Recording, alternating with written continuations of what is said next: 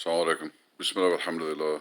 So I'm continuing this discussion on Islam versus capitalism, Islam versus libertarianism. Yesterday I had talked about uh, the actual history of capitalism and how it began, uh, 250 to 350 years ago, England, France, with the Enclosure Acts, which was, probably the greatest theft in human history. Okay? So you need to go back and look at that. But then it brings into one of the uh, problems of capitalism and culture and social systems that has been repeatedly, discussed and pointed out, but most people don't understand. Human beings have very serious blind spots, okay? When we live in a system, and every system, it has underlying rules, assumptions, methods, philosophies, etc.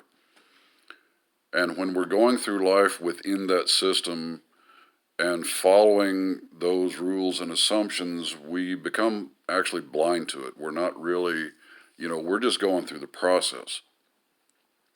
And so then it takes, the philosopher, the analyst, the historian, sociologist, it takes people really looking into it to expose those invisible truths, okay, about how the system actually works. All right. So, I mean, just imagine that what Karl Polanyi described as the Great Transformation, and he didn't mean great in the sense that it was a wonderful thing. No, it was horrible. Okay. I mean, the greatest crime, you know, I mean, other than, probably the Europeans coming to North America and South America and slowly just taking over everything. But that really was just an extension of the Enclosure Acts and capitalism. All right. Um, but imagine that this thing that totally changed human lives and human society, and I mean in a really catastrophic way. And really just 250 years later, 99.99% of people do not know this fact of history and its significance. Okay? Such things tend to get erased. All right? Especially when the powers that be don't want you knowing about it and don't want you thinking about it. All right, so now what I'm going to go through is just some images. I'm kind of getting out of theory, and I'm just showing the real news here. All right, and understand that one thing I talked about yesterday is that capitalism constantly creates its own crises, its own collapse. Okay, and if it were not constantly being bailed out uh, by stealing from the working class, it would not exist anymore. Okay. Now, one of the things that, for example, some of the things they've had to do, say, in the last, you know, 70, 80 years, all right, one of the early problems they discovered is that with their high tech, mechanical production systems, that they were producing so much that the people couldn't consume all of it. All right, and so began what we call now consumerism. Mass marketing, advertising, etc. Uh, Trying to convince people, you really need this thing. All right, and and that has been very successful. Okay, successful in the sense that it worked. Not successful in the sense that people have become just like consuming robots, and we don't think about the real cost of everything that we buy. All right, we're destroying the planet, and we're also destroying society. All right, we are in a downward spiral to a civilizational collapse, probably into fascism, and that was something that Polanyi was trying to discover the source of. Okay, but we're because the system is exactly the same, we are repeating history and declining into fascism, and we see it all around us. Okay. Then in the 70s began financialization. Okay. The people really were not making enough money to buy all the stuff in the market, so they, began, credit cards, right? All these private loans. Used to be you could just take a loan for like a house and a car, but now you can get a loan, for furniture, for, just about everything. They're not doing you a favor. They're putting you in debt to buy their stuff. All right. But then that gave huge rise then to Wall Street. Okay, whereas Wall Street, really did not have that much significance. It was really just the people who had money, uh, buying stocks, bonds, etc., moving their money around. But now it's huge. I mean, Wall Street itself is, and it's a garbage. It's not an actual economy. It actually doesn't produce anything. You got to understand this, okay? But it's bigger in terms of money transactions than the rest of the economy. Okay, but also began then this thing called neoliberalism. Okay, which is really just a return to laissez-faire, which means get the government out of it and let the businesses and the people of money do what they want. And so we hear these terms, deregulation. It means cut them free. And this is a part of libertarian, belief, and it's garbage, it's criminal. Um, Deregulation, that's how they get away with producing in toxic ways that pollute the air, the water, the environment, the earth, the oceans, everything, so that they don't have to pay for it. But everybody else does pay for it. Okay, we're losing our planet. And you've already got people all over the world getting sick from all the toxicity. But neoliberalism, then you can see, and it was put in place, honestly, first with the Republicans, but then, like when Bill Clinton came in, and what was called the DLC, the Democratic Leadership Council, that's when you begin seeing Democrats turning away from their policies, for the working class that had been upheld since FDR, and basically becoming Republicans. Some people call them Republican light. You know, they're just a shade different than Republicans, and honestly, they betray the working class very often in ways that the Republicans couldn't even do. You know, one of the things that was deregulated was the media and media ownership. And so there's a timeline on Bill Moyer's website talking about some of the changes that Reagan put in. Okay. Um, the extended television licensing. This radically changed. See, there used to be laws in place that, for example, if a town or an area had one newspaper and one radio station, they could not be owned by the same person and the same company. Okay, because they wanted you need to allow discussion and viewpoints, okay, and debate and opposition in order to actually be informing the people. Reagan began the process of dismantling that. He eliminated the fairness doctrine. So now, corporate media, they don't have to just present the news. They can just present bullshit opinions and judgments and propaganda and garbage, and it's perfectly legal, you know.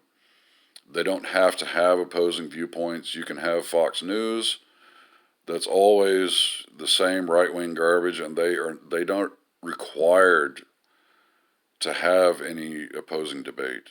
Okay, I'm going to turn the face cam off so you'll just hear my voice while I go through the rest of these. Okay, so then it continued with Clinton, and that was huge. Deregulated media ownership, and that's how we got to the point today where like six massive corporations own, over 90% of our media. And so we don't have actual journalism. You have to look at the independent journalist to know if you've got someone that's honest, an honest journalist. But corporate news, none of them are. MSNBC, CNN, they're all propaganda. Okay. Here was a news article about the Clinton campaign, the Sanders campaign, the 2020 campaign. Bernie Sanders leads Donald Trump by widest margin of all 2020 candidates. There were over 25 candidates, and Bernie was the leader. What I'm showing here is that even the Democrats, because they are basically owned by corporate interest and moneyed interest, they shut down and shot down and sabotaged Bernie Sanders. They rigged the election again, okay, against Bernie Sanders, who is a wonderful person who has policies that are just an extension of FDR, that is the Democratic Party for 80 years. They're going to lose to Trump with Joe Biden. They don't mind losing. What they mind was Bernie Sanders bringing in policies in opposition to their corporate donors. Okay, so I'm showing how capitalism permeates everything. It corrupts everything. Here you have, okay, a tweet from Netanyahu talking about boycotts. And why would they hate boycotts so much? Because boycotts are powerful. They're a powerful form of protest, and they actually target, the moneyed interests. So, of course, they hate this. They hate protests, and you can't claim to be a free society when they do everything they can to stop protests. Okay, this shows again about the Sanders campaign. All the union support for Bernie Sanders, that means the working class was supporting Bernie as compared to Biden and Warren, who were supported by corporations. Here, this is interesting from the LA Times, that the big tech companies who were supporting, all of Bernie's opponents, okay, but their workers were supporting Bernie. Okay. I mean, that shows, very bold line between the working class and the capitalist class. This is where we are. Our Earth's sixth mass extinction underway. Okay, this is a result of climate and environmental destruction. Researchers talk of biological annihilation. As study reveals, billions of populations of animals have been lost in recent decades. Okay, we are wiping out life on Earth. It is capitalism doing it. and they want to continue. Okay?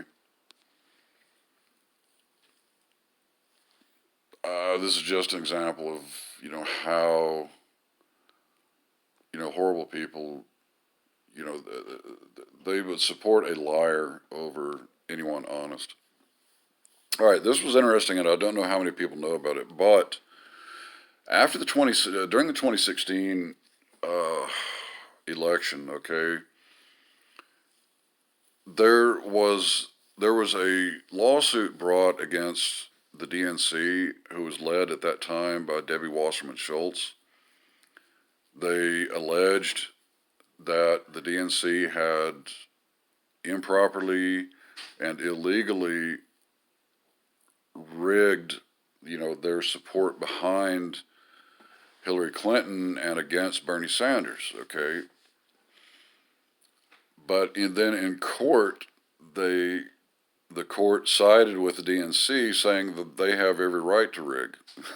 Okay, so capitalism, it is a direct opponent to democracy. Okay, capitalism hates free people. It hates protests. It hates people, good people winning elections. All right. I'm going to skip past this because it's a detail. Okay. Now this was interesting. First of all, it shows how the billionaires uh, invest in propaganda. Okay, so they have these think tanks, and what they do is they really try to produce evidence against the good policies that the people would actually want. But here, when this Kochback think tank released their results, it actually showed that Bernie Sanders' Medicare for All uh, would save, trillions of dollars. Okay. And the only thing that the media talked about, and the politicians, and even most of the newspapers, it's going to cost $32.6 trillion over 10 years. Okay. What they did not say is that, what you're currently spending is going to be trillions more than that. Okay. Yes. Due to extreme capitalism, U.S. elections rank last among all Western democracies. Okay? Capitalism corrupts everything. Yep. This was about a few months ago, the $6 trillion bailout of Wall Street, um, because of the coronavirus and people needing to stay at home, and the stocks were tumbling, the stock market was going down, and the government steps in to bail them out with public money. Okay, I mean, this is the crap that goes on. All right, Wendell Potter was an executive of an insurance company, of an insurance corporation, and he has really come out. He was in favor of Bernie Sanders. He was in favor of Medicare for All. He's a very significant person as a former insider to the insurance industry. Uh, and he tells you about the criminality and, the bribery, et cetera, in the system. I'm going to cut this off and come back.